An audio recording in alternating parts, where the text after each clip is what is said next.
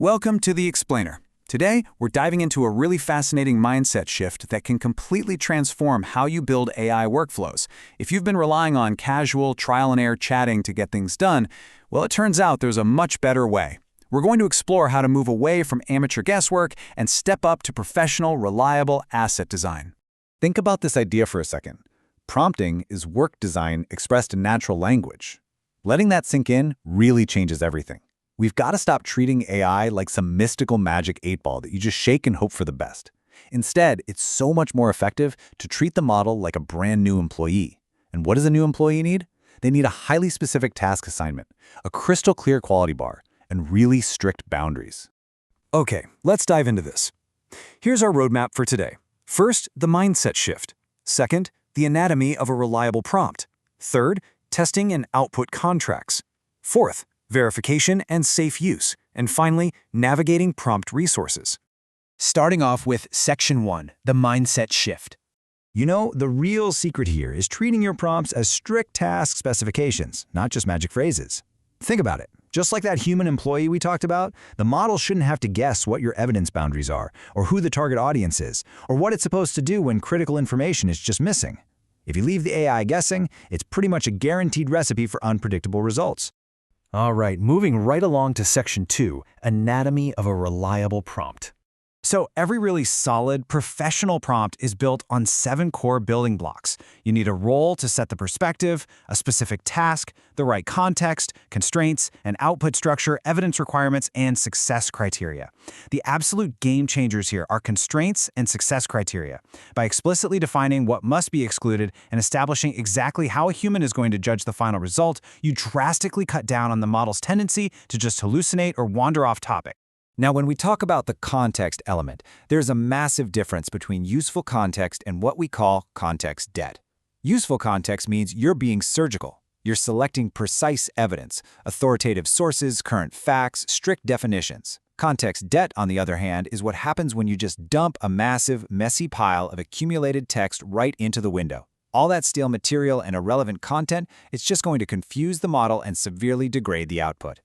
Another absolutely crucial part of prompt anatomy is knowing how to actually teach the model. You probably heard the terms zero-shot and few-shot tossed around. Zero-shot just means you're keeping instructions direct for a familiar task that has really clear success criteria. But few-shot, that's where the magic happens for complex work.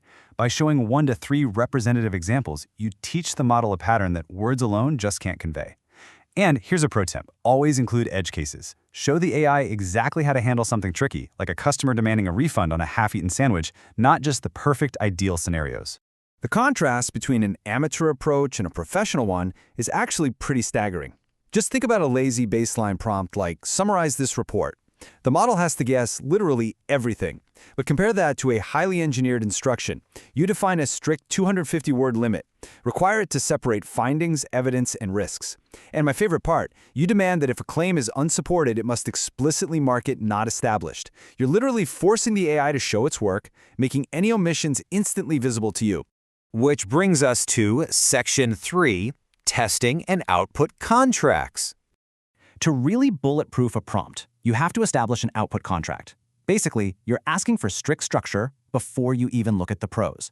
You force the AI to return structured data with explicit rules for missing information. So, if a finding is missing, tell it to return an empty string. If confidence can't be determined, it must return the word unknown. Setting it up this way makes errors blindingly obvious before any downstream automation can accidentally use a bad result. Once that contract is locked in, it's testing time. And I want the number 5 to really stick in your head here. If you feed your AI 1 perfect input and it spits out 1 perfect answer, you are absolutely not ready for deployment. To know if your prompt is actually a reliable work asset, you need to test it against 5 very specific cases. Here's what that evaluation set needs to look like. First, a typical input, representing normal everyday use. Second, an incomplete input, where required info is just totally missing. Third, a contradictory input, where the sources disagree with each other. Fourth, a sensitive input, featuring private or protected data. And fifth, an adversarial input, where the source actually attempts to override your instructions. Your AI needs to handle missing data or conflicting sources gracefully, whether it passes, flags, stops, or escalates, instead of just crashing or wildly guessing. That leads perfectly into Section 4, verification and safe use. When it comes to oversight, your verification effort has to scale up alongside the consequences.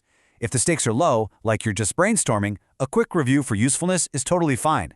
But for critical tasks, things involving legal, safety, or finances, you absolutely need qualified human review and controlled execution. It is a fantastic reminder that a model's confidence, fluent language, or a beautifully formatted output is not actual evidence.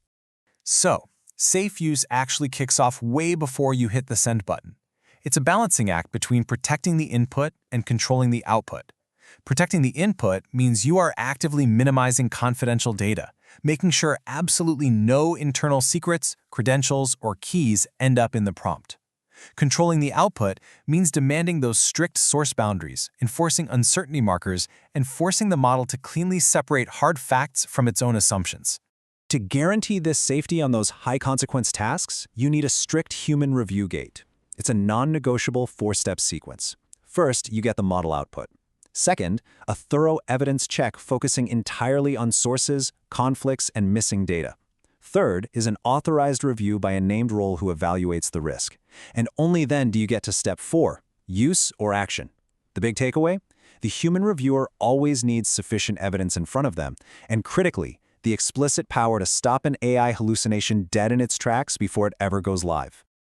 And finally, Section 5, Navigating Prompt Resources. How does all this fit into your day-to-day? Well, it depends entirely on your role in the organization. If you're an AI user, your focus is building repeatable prompts that demand citation and human review. If you're an AI builder, you take those prompts and scale them into workflows, variables, and approval points. And if you're an AI developer, you take those highly stable, battle-tested instructions and bake them straight into code. The required skills scale perfectly with what you're trying to achieve.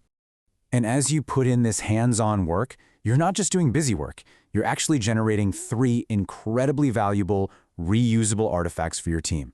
You're creating a prompt evolution history with your baselines and change notes, an output contract that's been inspected for missing fields, and a robust evaluation set featuring those 5 crucial test items we talked about earlier.